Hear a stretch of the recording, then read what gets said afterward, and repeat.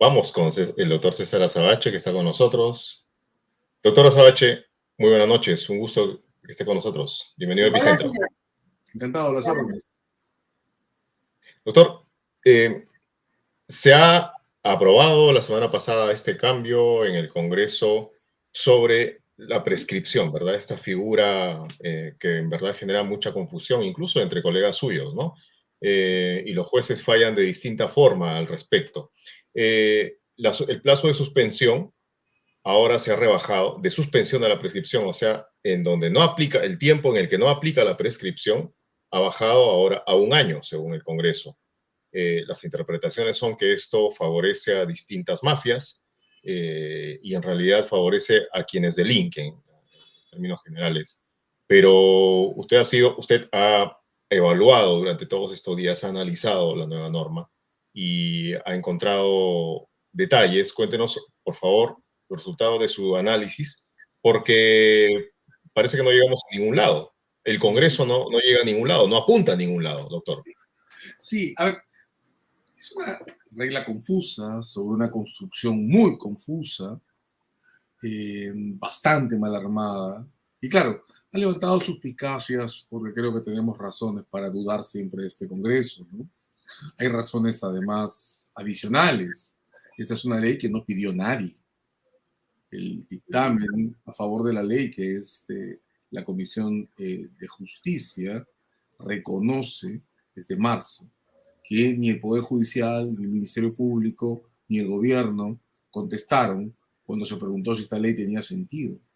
Si uno revisa las cosas que han dicho los principales autores en derecho penal y procesal en nuestro medio, nadie jamás pidió una cosa como esta. Sí hay un problema objetivo en reglas sobre prescripción y suspensiones por la enorme complejidad que han adquirido en nuestro medio y por todos los problemas que sabemos produce el tiempo en los procedimientos judiciales. Pero esta ley en particular, si alguien quiso hacer algo extraño con ella, pues no lo logró. Es una regla de muy poco alcance, que no toca los principales casos, los llamados emblemáticos, sobre lavado de activos, ni sobre corrupción. Apenas doy el resultado de un cálculo que en el detalle puede ser complejo. Los hechos que están más cerca en el tiempo para la aplicación de esta ley tienen 10 años de antigüedad. Y no son los hechos graves con penas altas, son los hechos que tienen penas combinadas de 6 años y que no han dañado siquiera el patrimonio del Estado.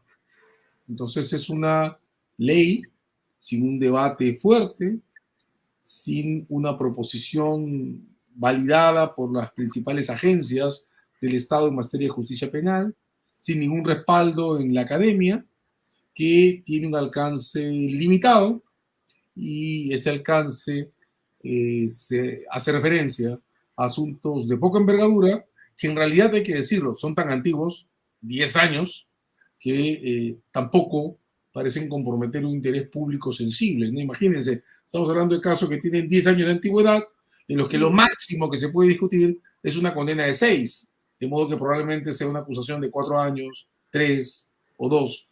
En realidad, tenemos más sospechas que contenidos, ¿no? De hecho, el autor de la ley es el congresista Cruz Mamani, que en toda esta semana de discusiones no ha dicho nada defendiéndola. Nada en absoluto. Entonces, Doctor César, cuando la persona que nos contó de la ley, cuando empezó a surgir esto, lo que nos dijo fue, y por eso nos angustiamos tanto, fue, por ejemplo, pongámonos en un escenario. Hay necesidad de pedir colaboración judicial, cooperación internacional. El fiscal dice, bueno, yo tengo que oficiarle a la Oficina de Cooperación Internacional de la Fiscalía le tiene que oficiar a la Cancillería, la Cancillería al consulado peruano en ese país, supongamos Bélgica, ahí tiene que volver a bajar hasta quien tiene la información y eso se puede demorar y puede hacer que el caso, que avance la prescripción y en razón a que ese proceso es demorado, el fiscal puede decir, le pido, señor juez, que considerando que es un caso demorado, me permita suspender el término de la prescripción. ¿No es así? ¿No es ese punto en el que se afecta el proceso penal? No, digamos, a ver, si hablamos de prófugos, en el lenguaje usual, en el procedimiento se les llama contumaces, Sí. la prescripción no corre, porque ya se fugaron. Pero si está aquí, necesitan información financiera, por ejemplo. Es que el caso no se va a caer. Lo único que va a pasar es que hay un año para reunirla sin que se compute la prescripción. Si se necesita información financiera, es posible que estemos hablando de un caso por lavado de activos o por alta corrupción. El lavado de activos tiene una pena mínima de 15 años. Ah, no hay La manera. prescripción extraordinaria es de 22 y medio. Si se trata de un caso de contratos públicos, pues la pena también es la pena es de 15 y la prescripción de 22 y medio. O sea, ese año de suspensión no afecta la prescripción, no acerca la prescripción. Interrumpe la suspensión en un periodo que es diminuto para los casos de alta criminalidad, que son los que pueden justificar un gran esfuerzo persecutorio. Entonces, como digo, si alguien quiso favorecer al crimen organizado, Lo hizo mal. pues se equivocó del todo. Porque como digo, para ponerle un ejemplo, doctor, por ejemplo, dos de nuestros más célebres prófugos, ¿no? César Inostroza y el exministro Juan Silva, el exministro de Transportes. A ellos aplicaría este supuesto beneficio que rebaja la suspensión de la prescripción. No. No, porque son prófugos. Como Correcto. Digo, cuando alguien se escapa, a ver, eso es una regla muy importante que a veces no atendemos. Se llama prohibición de ventajas por actos propios. El que se escapa no puede obtener ventajas procesales por el juzgado. Por eso cuando alguien se escapa, si vuelven en 20 no puede años, ser ningún beneficio tampoco. No importa, porque los 20 años que han estado prófugos no se cuentan, porque eso es una causa de suspensión diferente. Y la suspensión con fuga. Por eso digo, o sea, quien creyó que hacía una travesura con esta ley, pues no tiene la menor idea de lo que está haciendo. Porque al final del día lo que ha producido es un resultado, digamos, que hay que redefinir, volver a estudiar, pero nada despreciable, y es que los casos antiguos, por penas cortas, los que tienen arrastrándose 10 años con acusaciones de 4, pues se caen, pero esos no tendrían por qué estar de pie, ¿verdad? Entonces, digamos, toda la maquinaria movida alrededor de la ley, pues justifica la desconfianza que se han tenido estas 2 semanas, ¿no? Un proyecto de ley sin respaldo de la academia, sin respaldo de las agencias estatales de persecución de delitos. Hay que decir que el señor Echaíz, que es quien más sabe de derecho penal en el Congreso, votó en contra del proyecto de ley. Un dictamen de la Comisión de Justicia que no dice absolutamente nada. Entonces, claro, aprende las alertas. Pero la verdad es que el texto que han publicado pues, no tiene ningún impacto que justifique la alarma o que corresponda a la alarma, y el impacto que tiene apenas se produce en asuntos casi anónimos, de penas bajas, tan antiguos como de hace 10 años, ¿no? Entonces, si lo más cercano a lo que alcanza esta ley ocurrió en el año 2012, ¿qué estaba pasando? Estaba comenzando el gobierno de Ollanta Humala y no compromete delitos en agravio del Estado, del patrimonio del Estado, ni los casos por lavado de activos, ni los grandes casos de corrupción, pues entonces, claro, hay que revisar esto porque técnicamente está mal hecho y se puede mejorar, ¿no? Pero, digamos, uno prende todas las alarmas y lo que sale del sombrero es un diminuto conejo del tamaño de un ratón. Okay. Sí. Lo que puede generar, sí, alarma, doctor, digamos, superado este tema debido a que no, usted no le ha encontrado ningún peligro, usted y su equipo legal, además. Lo que podría generar alarma es más bien esta propuesta de renovación popular para denunciar el Pacto de San José o para dejar sin derechos humanos al país. ¿En buena cuenta? Ahí sí sonamos todas las alarmas de nuevo, ¿no? Sobre todo porque es un protocolo ya repetido. O sea, todos creo que recordamos que en tiempos de Montesinos, cuando se iba a discutir la sentencia de Castillo Petrucci, Montesinos movió una serie de relaciones en el Congreso, que ya se documentó cómo tenía construidas, y otras, digamos, de afición, digamos, en función a sus preferencias, para lanzar el esquema de la denuncia del Pacto de San José. Noten que esa iniciativa ni siquiera en tiempos de Fujimori tuvo éxito, ni siquiera en tiempos de Fujimori. La Corte Interamericana siguió con los juicios sobre Perú, y para sorpresa de Vladimiro Montesinos, su narrativa en punto que iban a liberar a los terroristas chilenos apresados por su militancia en el MRTA, pues no se produjo porque la Corte no los liberó, ¿no? De modo que no pasó lo que se decía que iba a ocurrir, pero tampoco pudo el Estado apartarse nunca, y eso por una razón. Hay un link que une la Convención Americana con el Pacto Internacional de Derechos Civiles y Políticos en Naciones Unidas. Es imposible denunciar uno sin denunciar al otro. Entonces, se tienen que denunciar ambos. Una razón básica es que los derechos humanos... O sea, salimos de la OEA, pero también salimos de la ONU. ¿Eso quiere decir? Es que no hay forma de hacerlo de otra manera, porque los derechos humanos son progresivos, se acumulan mutuamente. Entonces, un Estado que se aparta de la Convención Americana viola el Pacto de San José, y eso es Naciones Unidas. Entonces, incluso en la época de Montesinos, la propuesta fue más fina. Lo que trataba de hacer el equipo legal alrededor del gobierno de los 90 no era denunciar la Convención Americana, sino denunciar el protocolo que habilitaba la competencia jurisdiccional de la Corte Interamericana, que es una especie de anexo a la Convención. Pero el efecto es el mismo. Si un Estado sale de la jurisdicción o pretende salir de la jurisdicción de la Corte, activa una violación a obligaciones internacionales que vincula a Naciones Unidas. Digamos, en nuestro hemisferio, el único Estado que ha hecho una cosa o ha pretendido o pretende hacer una cosa semejante es Venezuela. De modo que me parece muy paradójico que Renovación quiera comportarse como Maduro. Extraño. Pero además hay un efecto colateral, y esto me lo decía hace unos días Delia Muñoz, en una conversación que publicamos en una de las plataformas de la Mula. Delia me decía, lo que no se está entendiendo en el Congreso, me decía ella, es que cuando se hacen estas cosas, se activa no solo a la OEA y a la ONU, sino que se activan resistencias a la comunidad del CIADI, se activan resistencias a las bolsas de valores de Londres, la de París, la de Nueva York, y lo que termina pasando es que Canadá, es que se desactivan inversiones, porque los protocolos de la comunidad internacional para colocar inversiones también están los estándares de derechos humanos. O sea, en buena cuenta, los derechos humanos vienen a ser un indicador a tomarse en cuenta en como la economía. Independencia judicial, como la estabilidad legal, como el nivel los coeficientes de institucionalidad y los coeficientes de corrupción. O sea, digamos, las corporaciones en el mundo no invierten en mercados privados que no ofrecen estabilidad institucional. Eso no lo estamos entendiendo. Estaba buscando y ya lo encontré, la fecha. ¿Cómo ocurrió? En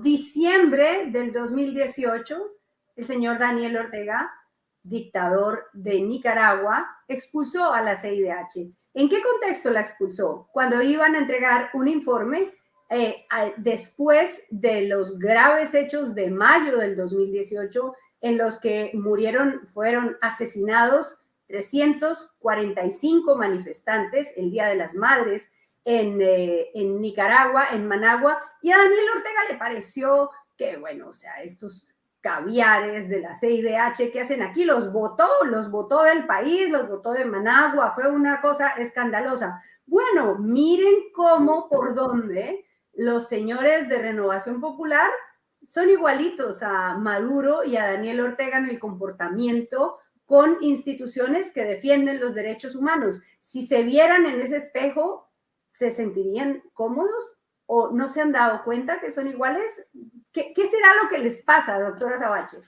Bueno, yo lo que creo es que no solo hemos rebajado el nivel de representación del Congreso, sino que también estamos rebajando el nivel cognitivo de comprensión de la ley, de los sistemas internacionales, del sentido de las inversiones y del modo en que funciona el mundo en el hemisferio. Es decir, yo recuerdo mucho que el señor Chirino Soto, cuando estaba vivo, decía, ¿no?, en los años 90, los derechos humanos son una violación a la soberanía.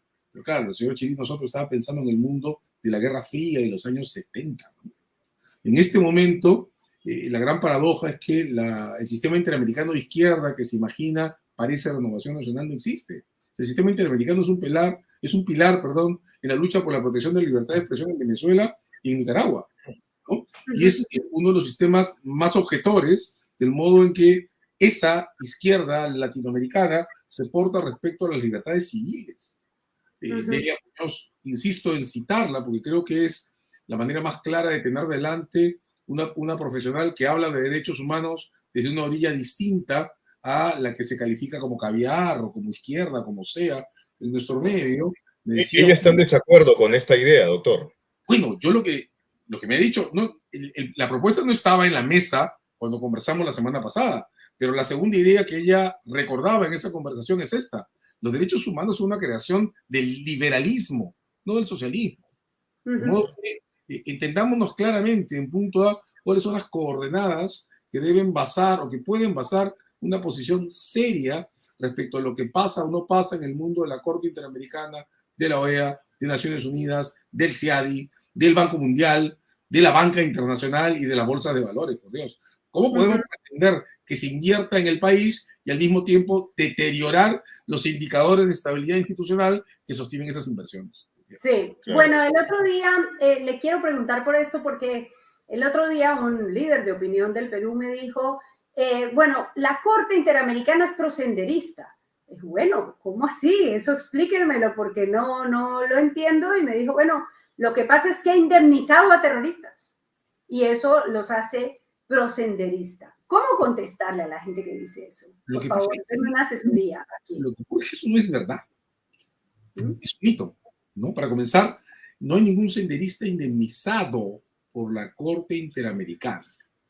A ver, vamos a calificar, vamos a hacer un esquema de los casos que el Perú ha perdido y ganado ante la Corte, ¿no? Para comenzar. El Perú ganó todos los juicios que se intentaron después de la transición contra la justicia antiterrorista. ¿De acuerdo? Pues que en la transición se anularon los procedimientos militares, se mantuvo en prisión a los condenados por terrorismo y se les puso ante jueces ordinarios. Hubo organizaciones, no las de derechos humanos en el Perú, pero hubo organizaciones y hubo abogados que pretendieron llevar casos de personas en prisión por terrorismo ante la Corte. Y todos los casos los ganó el Estado peruano. Entonces, claro, ¿qué es lo que sí ocurre? En el marco de las derrotas, es decir, en el marco de las sentencias en que la Corte validó los procedimientos judiciales ordinarios en el Perú contra el terrorismo, hubo casos por torturas o por malos tratos que fueron en parte ordenados a reparaciones minúsculas, ¿no? Básicamente por daños y gastos médicos. Eso no es una indemnización a terroristas, es la compensación de un colateral. Primer paquete, justicia penal antiterrorista ordinaria, validada por la Corte Interamericana de Derechos Humanos.